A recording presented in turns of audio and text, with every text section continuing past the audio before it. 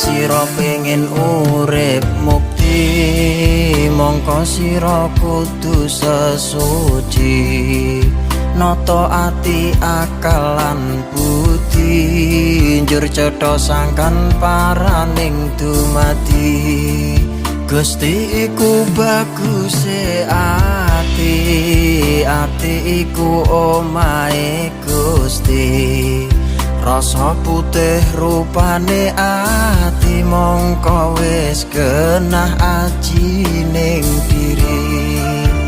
La ilaha illallah, la ilaha illallah, la ilaha illallah, Muhammadur Rasulullah.